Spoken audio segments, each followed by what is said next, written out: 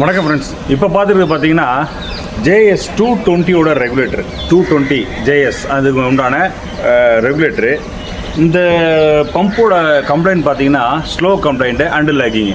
இந்த ரெண்டு கம்ப்ளைண்ட்டுமே main பம்ப்லேயும் problem இருக்கலாம், ரெகுலேட்டர் ப்ராப்ளம் இருக்கலாம். அதுக்கு ரெகுலேட்டர் சைடில் ப்ராப்ளத்தை நம்ம சால்வ் பண்ணுறதுக்கு ஒரு சொல்யூஷன் பார்த்தீங்கன்னா இந்த ரெகுலேட்டர் கிட்டு பார்த்தீங்கன்னா JS 220லையுமே 2 டைப் பம்பு வருது.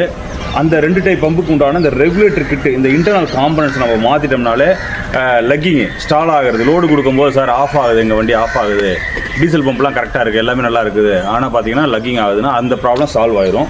இதுக்கு நம்ம யூஸ் பண்ணுற பார்ட்ஸ் பார்த்தீங்கன்னா டாங்மியாங்ன்றது பார்த்தீங்கன்னா இது வந்து கொரியா, இது வந்து ஒரு ஓய் சப்ளையர் மோட்டரால் டாங்மியாங்க நம்ம யூஸ் பண்ணுறோம். சேம் ஆஸ் வெல் அஸ் பார்த்தீங்கன்னா பம்போட பாடியில் உள்ள பிஸ்டனில் சர்வோ பிஸ்டனில் ப்ராப்ளம் இருந்தாலும் ஆகும். அந்த மாதிரி கம்ப்ளைண்ட்டும் சால்வ் ஆகிறது, சரியான ஃப்ளோ கிடைக்காது, ஸ்லோவாக இருக்கும், வண்டி ஸ்லோவாக இருக்கும். அதுக்கு வந்து காரணம் சார் இந்த பிஸ்டனுமே நம்மளுக்கு மோட்டரோல் டாங்மியாங் ஒரிஜினல் கிடைக்குது. இந்த மாதிரி ஒரு குவாலிட்டியான பொருள் வேணுமா, ஜெனுவினான பார்ட்ஸ் வேணுமா, நீங்கள் stay tuned with power Vandalis. Thank you.